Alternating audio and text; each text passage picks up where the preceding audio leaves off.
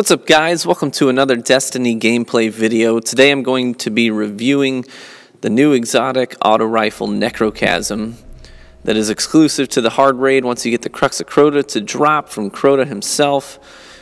Here are the abilities on the gun. It has Accurized, CQB, and Aggressive Ballistics, but you're probably going to want to roll with CQB for the added stability.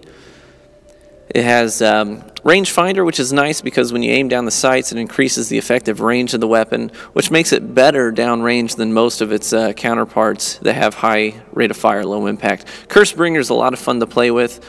Triggers a Curse Thrall explosion. 3 out of every 4 kills you get with precision damage. Now you're going to probably want to roll with fitted stock, but you might be okay with flared magwell if you want that reload speed. So here's how the upgrade works. You take the Eidolon ally, you apply the Crux to it, it immediately upgrades it to Necrochasm with full damage upgrades and everything. So you don't have to re-level the gun again, which was kind of nice to not have to grind after doing the grind with the Husk and then doing the grind with the Eidolon. So anyways, here you're going to see me in PvP first. And I found that mobility was key, and limiting my engagements was key to being successful with this gun. So I jumped into their spawn, I singled one guy out, and then I jumped over that guy's head to pull and aggro those enemies back towards my teammates. So mobility was really key in being successful with this weapon, and you'll see that a lot in my PvP gameplay footage here. I actually had some pretty good success with this weapon, to be honest, in PvP, and I wasn't expecting to just because of all the things people had said so far about this weapon. Overall, the consensus is that it's really underwhelming, and generally I agree, but I will go ahead and say that this gun is a whole lot of fun to use, and I really did have a blast playing with it, and I'll probably still continue to use it every now and then in PvP and PvE just because of the fun factor. So really, with a 42-round magazine, that's tiny for a weapon with the rate of fire that this one has, which is why I'm limiting my engagements. I'm picking one guy out. See, I killed that guy and it left me with 3 bullets. So you really just want to, kind of like guerrilla warfare, you pick a guy out, you kill him, you run away, you reload, and then you start over again. So that's what I'm doing a lot in this gameplay. Picking one guy out like this, and then kind of getting the heck out of dodge. So I found I really needed to use it in conjunction with everything else in my arsenal, so a lot of times I'm clearing areas with my sniper, then moving up, I'm priming targets with grenades and melee abilities, and that's how you're successful with this gun. It really was fun to use basically because it made me be really spot on with my map awareness, my radar awareness, awareness of what was cooled down. So I'm just moving a ton. Throwing everything I've got at these guys with all of my abilities. See, you get the 10 kill streak there. And those Curse Thrall explosions that trigger when you get these headshot kills, they sound cool, they look cool, and really they do some pretty good damage. You'll see in a later clip here, just a couple minutes away, you'll see just how much damage that Curse Thrall explosion does. It comes in usually around 73, 75 damage, depending on how close another enemy player is to the guy that you hit. So 73, 75 damage, that's like getting a free headshot with a hand cannon, really. So that's really not too bad. So having that damage on top of, you know, the Curse Thrall explosion does make it so that you can do some crowd control if guys are really close. But overall, it's not going to have a huge effect in PvP, because people aren't that close to each other very often. So you're about to see that damage right here. I kill this guy, I proc the explosion, 73 damage is what it did. And so that guy had almost no shields when I started engaging him. So again, you'll see I'm using grenades, supers, melee abilities, everything that I have available to me. And that's how you're successful with this gun, really, because you can't really take on more than one guy at a time with this weapon. Just using it by itself. So just getting one kill there doesn't leave you with much in the mag, so you're reloading all the time. Now the reload speed is okay. It is a lot better just because you get, if you get a melee kill, it'll increase the reload speed, which plays in a lot in PvE. Maybe not so much in PvP, but it does a lot in PvE. And I'll show you that in the PvE section of this footage. So I had a lot of really positive games using this weapon.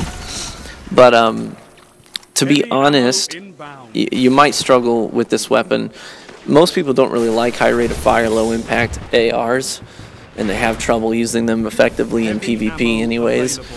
And a lot of people rage about the epilogue, and this really is kind of like an epilogue, but it's, in my opinion, it's kind of the creme de la creme when it comes to those types of ARs, mainly because of the added range, the effective range of this weapon. Now, I really hope they do buff this gun. I really hope that they at least do two things. First and foremost, increase the mag size. It needs to be in the mid-60s, maybe even like a 72 round mag, kind of like the epilogue when it has the extended mags. And secondly, I really think that they need to increase the precision damage on the gun, because it's pretty much useless. You may as well just be getting body shots. The only added bonus to getting precision shots with this weapon is just for the sake of proccing that explosion. So you see here, really positive games. I went 40-8. And that was 19 kills, better than the next best guy. These are the scoreboards from the games you just saw. 33 kills with a 3.67 KD, 30 kills with a 3.0 KD. I had a lot of really positive experiences with it in PvP. I really did have a whole lot of fun using it. But it's not your most advantageous call. So here you see it. This is on the normal Protozen Lantern stage, just kind of wrecking some thralls with it. And you can see just how frequently that explosion procs. And it does some good damage. It'd be good for crowd control. Now you see I get the melee kill right there. And the reload speed was way faster because of it. So punch and then reload fast. That's kind of what you're going to want to do in these kinds of scenarios in PvE. You know, empty your mag on the guys and then punch something and reload. That's going to be your best call to staying alive. Now, I think this would be a decent weapon to use at the Lantern stage on normal. I'm not saying it's impossible to get through it on hard, but it probably wouldn't be your best call. Generally, when it comes to PvE, I would say don't use this weapon in raids. Don't use it when you're trying to use, I don't know, maybe on Nightfalls. You really have a lot of better, I would say, with Arcburn, I would rather use Oversoul Edict and Thunderlord than using my exotic slot on this with Arcburn, personally. But this gun is a whole lot of fun to use on strikes. I really did have a blast using it on strikes. I probably did 10 strikes in a row using this weapon when I was collecting footage, and I really just did have a ton of fun doing it. It was a lot of fun trying to get that explosion to proc like that. It looks cool, it sounds cool, it's fun to do. Now, the precision damage and overall damage output per bullet is pretty pathetic on majors and ultras. You may as well be using a Nerf gun. I found myself just throwing mag after mag into heavy enemies. So I just, after a while, I only used Necrochasm on the small guys and then switched to my special to take on the majors and the ultras.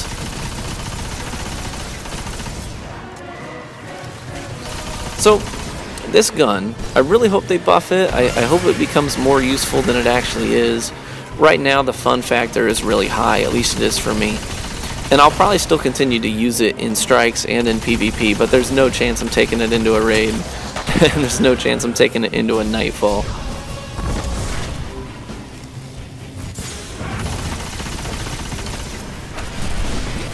Now I did top the leaderboards in almost all of my strikes against my other teammates that got thrown into the strikes with me. But honestly, that's probably just because of my playstyle. It's probably not because of the gun. It probably would have happened if I was using anything else too. But I'm just really close to the fray. A lot of people like to hang back or they rush through sections, and I don't do that on strikes. You know, a lot of people are just about, okay, I'm just trying to farm for engrams or whatever it is, so they just power through the strikes. They run through mobs of enemies that they don't have to take down, and they only engage when they're forced to. That's not how I do it. Frankly, I really enjoy the experience of doing strikes, so I don't power through. So because of that, I get more kills. So right here, you'll see 90 damage per bullet with precision damage, which is pathetic. You throw your whole mag into it, and that's about it. Well, thanks for watching, guys. Feel free to leave me a comment. Hit that like button and subscribe. That really helps me out. Thanks for stopping by, guys. Appreciate it.